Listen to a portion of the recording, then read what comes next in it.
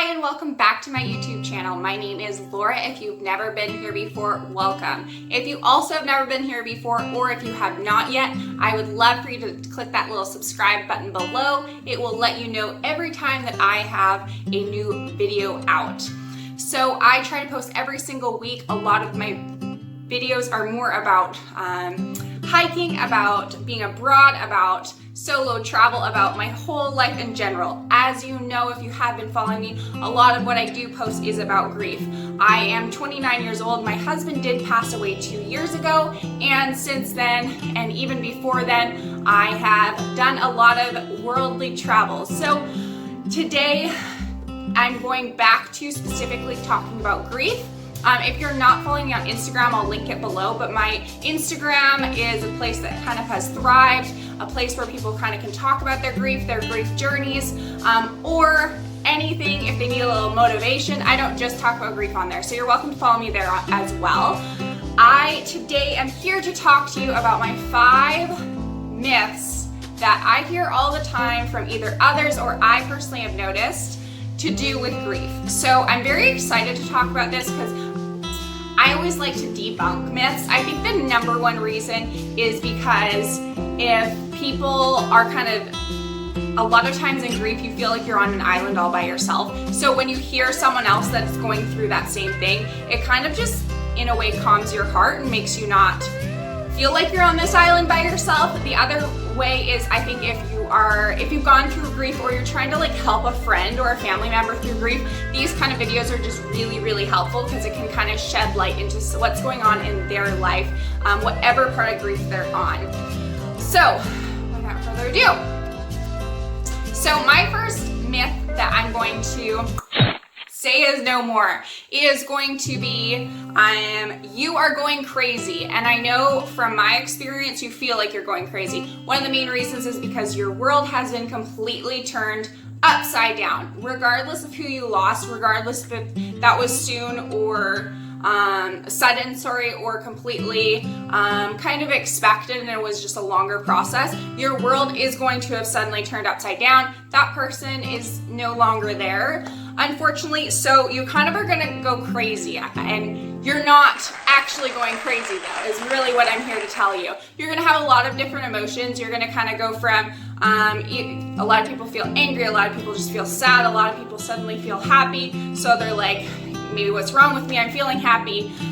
There's a lot of different emotions, and that can just make you feel like you're going crazy. And I'm just here to tell you that you're not going crazy. Grief is just a very complex process that here on kind of Earth, people don't kind of talk about as much as they should. So it's not a feeling of going crazy. You're okay. You got this. You are just going through grief. My second myth is that there are 5 stages of grief.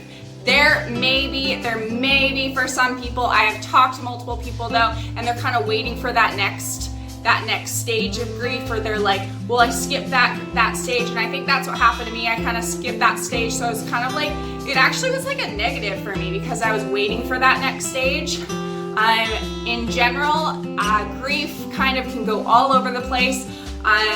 Grief is a lifelong process, and sometimes you're gonna feel a lot more angry, sometimes you're gonna feel a lot more happy, but in general, over time, those feelings, you'll kind of get used to those feelings, but in my eyes, there is not 5 stages.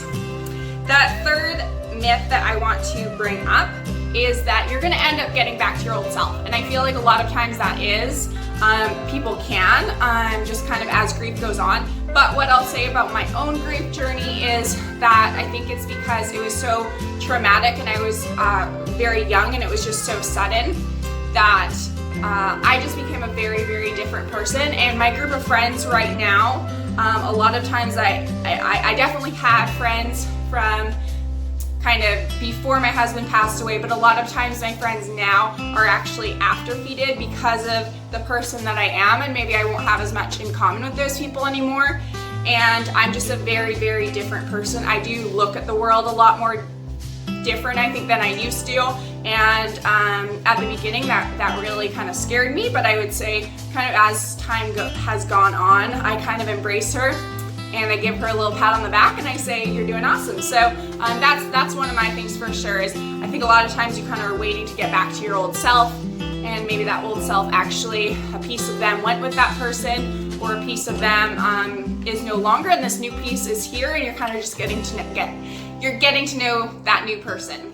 So my fourth one is, it kind of ties into the 5 stages, is that everyone grieves the same, and this is so untrue. I would be able to, anyone really that I've communicated with, probably all grieve differently.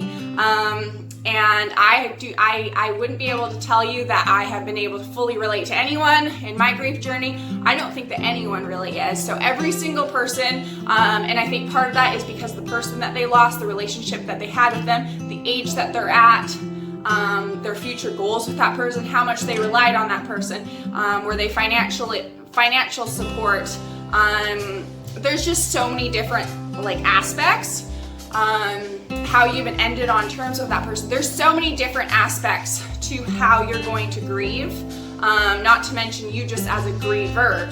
So don't think that because that person looks okay, that they're so much more ahead of you. They might just not be sharing how they're feeling, or you just feel like I'm always saying, on an island by yourself. You're not on an island by yourself. You're just going through a completely different grief journey, because everyone's grief journey is different.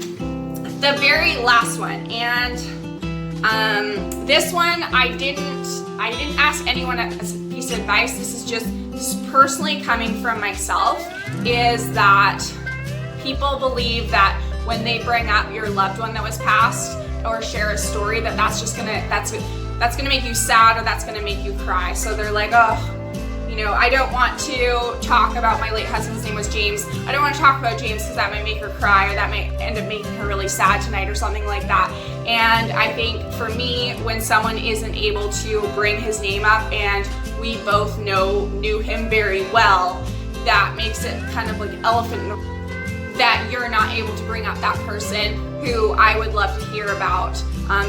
So for me, if you have a story that you can share, even if you know that person who is grieving, has heard that story before, they would love to hear that story again. If it's a new story, it's kind of just, it always touches my heart, even if it's like a really silly story or something like that. Someone sharing any kind of story, it's honestly like a little gift for me. So definitely never, even honestly, if I've had friends and they say, am I supposed to talk about James, or am I supposed to not? And I actually really appreciate that question. I think that's like a really caring thing. That actually stuck out to me when someone said that to me, because I just thought they're just being honest. I don't know how to act with you, Laura. What am I supposed to do? And I said, oh, if you can talk about him, that'd be great. And he did so well. He was just like, oh yeah, let me share some funny stories with you and stuff. And that was just really, really nice and really helpful, and that's something that I just really appreciate. So never be afraid to share those stories of their loved ones, and hopefully that you love them too. So anyways, those are my 5 myths. If you have another myth that you'd like to share, I would love to read it. I'll even comment and let you know if I've experienced that too. So comment it below in the comments.